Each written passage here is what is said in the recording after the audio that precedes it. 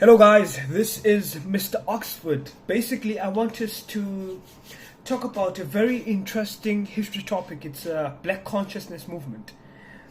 When it comes to history essay writing, this is very important to know. I'm just going to equip you with one of the most essential and fundamental skills that are going to help you in attaining your intended marks when it comes to history essay writing. This is what you need to focus on. I'm just going to focus on one topic for this video. We're just going to focus on Black Consciousness movement. Now, as you're writing your essay on Black Consciousness movement, you need the main fundamentals that you need to focus on are the nature and the aims of the Black consciousness. Secondly, the role that Steve Biko played. Thirdly, the Black consciousness movement as a philosophy, as an idea of how influential it was. And fourth, the challenge posed by the ideas of Black consciousness to the apartheid government. In other words, you're actually going to explain how the Black consciousness challenged the apartheid government. And fifth, the 1976 Soweto uprising, briefly relating to the influence of BCM on the students.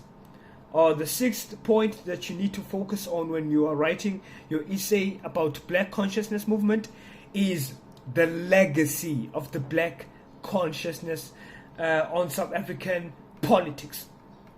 Now, when it comes to history writing, when it comes to essay writing in history, this is what you need to know. You know, it's very disappointing when you find a great of learner who writes a mind map before delving or elaborating on a history essay. It's time wasting. It's not mandatory for you to write an essay in history. I mean, it's not mandatory for you to write a mind map before you write a history essay in the exam, because it's absolutely going to waste your time. This is what you need to know, especially for the introductory part of your essay. There are different ways on addressing a question for an essay, depending on how the question is structured. I'm just going to make an example of how questions can be structured pertaining in relation to the Black consciousness movement essay. You might find a question that says, explain to what extent Steve Biko and Black consciousness played a significant role in mobilizing Black South Africans against the apartheid regime during the 1970s. Support your line of argument with relevant evidence. So this is what you're going to say.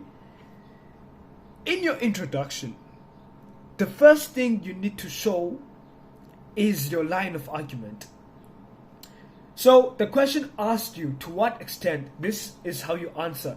To a greater extent, Steve Biko and Black consciousness played a significant role in mobilizing Black South Africans against the apartheid regime during the 1970s. Secondly, this is how a question might actually be structured for your history essay writing. It might come this way. Steve Biko and the philosophy of Black consciousness had played a major role in reviving political activism and organizations in South Africa in the 1970s. Do you agree with the statement? Use relevant evidence to support your line of argument. This is how you start your introduction for this kind of a question. You say, one would agree. You do not say, I agree. It's academically incorrect. You have to say, one would agree. Then you write the statement as it is. One would agree that Steve Biko and the philosophy of Black consciousness had played a major role in reviving political activism and organizations in South Africa in the 1970s. Thirdly, this is how a question in history can be structured.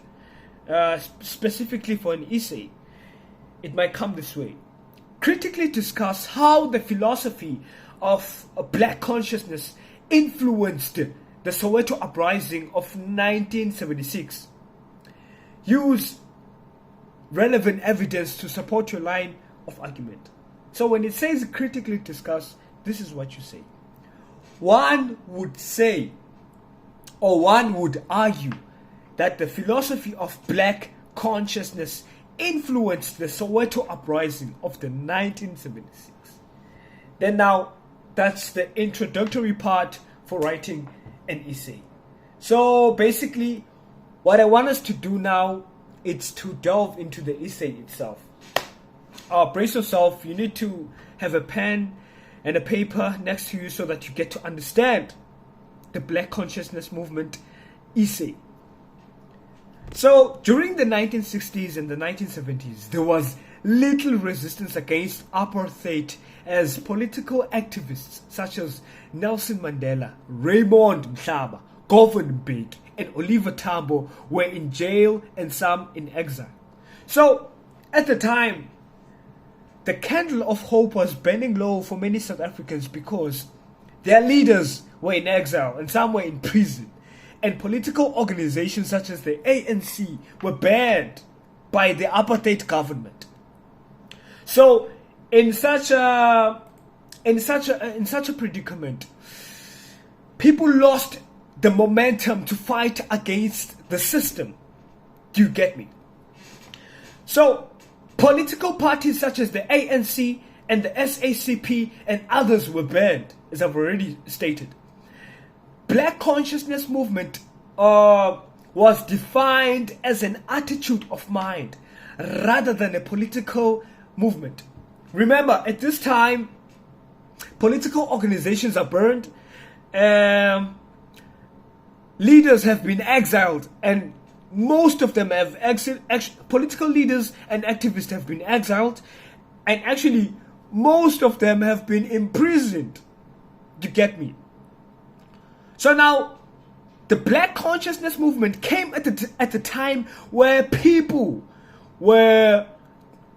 didn't have the energy, the urge, the burning fire or desire to fight against the system.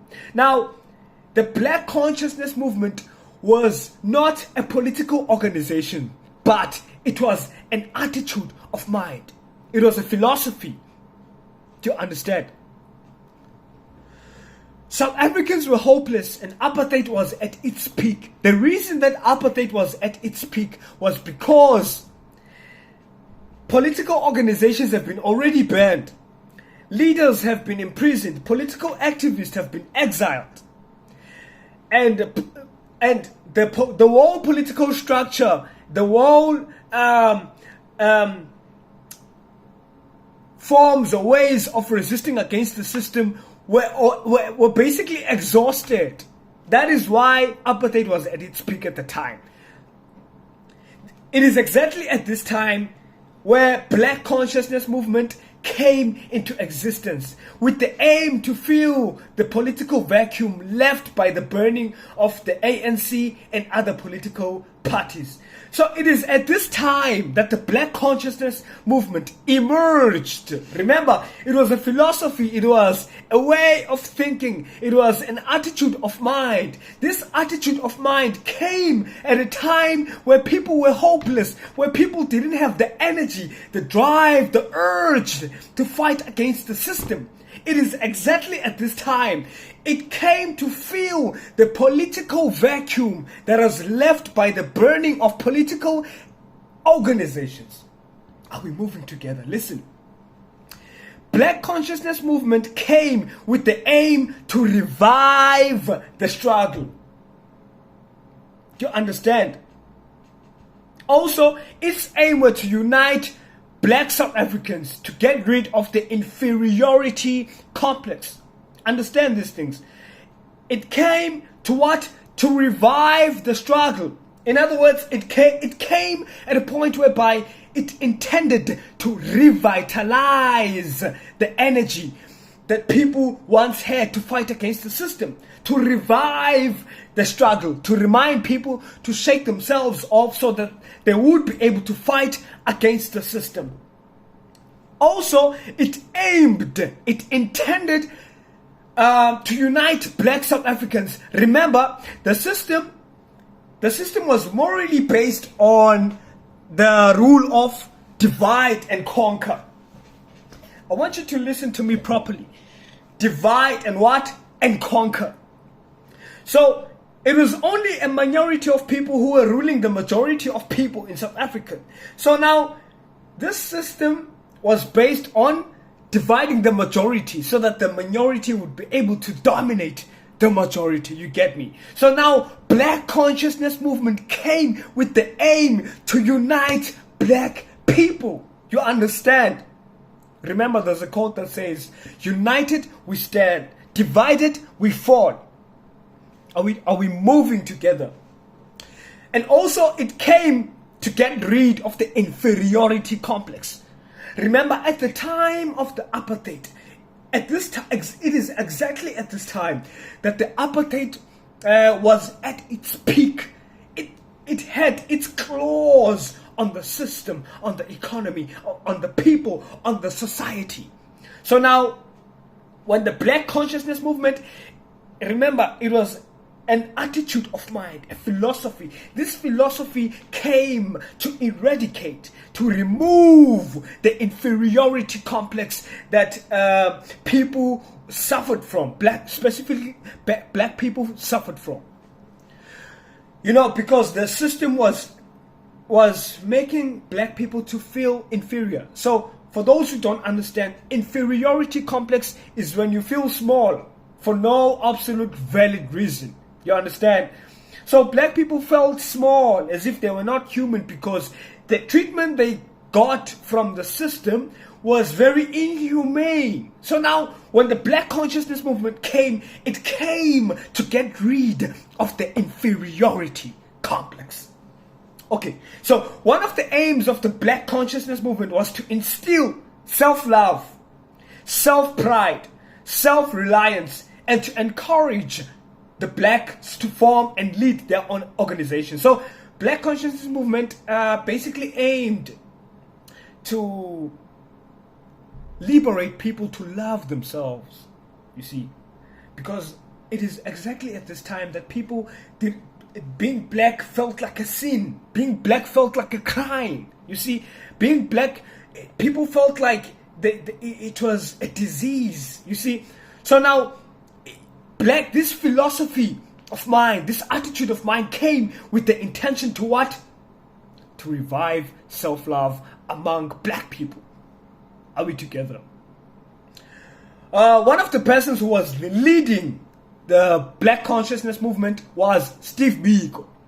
He was enrolled at the University of KwaZulu-Natal studying medicine.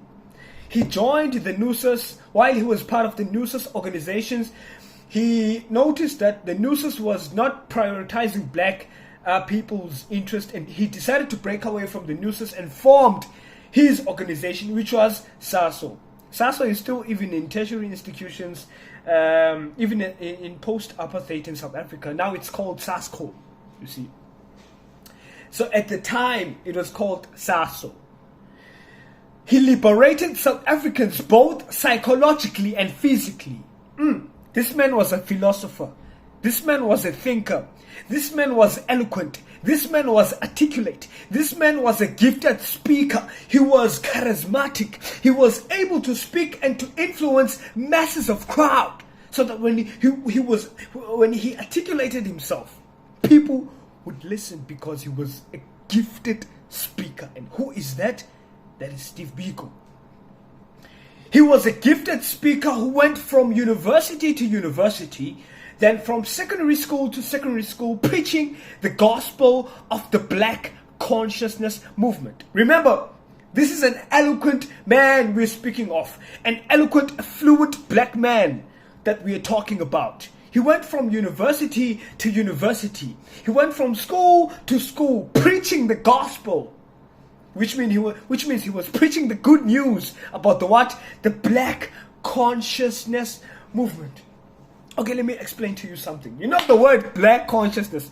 The word consciousness from my Oxford dictionary means awareness. So he was preaching this awareness to black. He wrote articles that he distributed throughout the country. That's Steve Biko. SASO was used as a vehicle to drive the black consciousness movement agenda throughout the country. SASO used university resources such as duplicating machines to print black consciousness movement articles. They used university telephones to communicate with other fellow university students. For an example, when there was a sport day, they would not play sport. They would invite leaders from the black consciousness movement to address the students. In other words, they were manipulating these university privileges in order to what? To preach, to spread the message, the good news about the black consciousness movement, in order to spread the philosophy, this attitude of mind, this way of thinking. Remember, black consciousness movement was not an organization, but it was what? A philosophy, a way of thinking, an attitude of mind. So SASO was able to challenge the apartheid to a greater extent. SASO was able to make students to be politically aware, and SASO was able to unite students to fight against apartheid. Another umbrella organization was formed, which was Black People's Convention, which coordinated the activities of the Black Consciousness movement. Youth was sent to various communities to carry out some activities such as literacy programs, such as building clinics like Zanempilo, a clinic that was built in King Williamstown. So now these programs were put in place to ensure black independence, and at this time the apartheid government felt challenged. Guys, if you want me to do more of these videos, please drop a comment below and I will gladly help you with your matric exams. I'm looking forward to this and I appreciate the support. Thank you.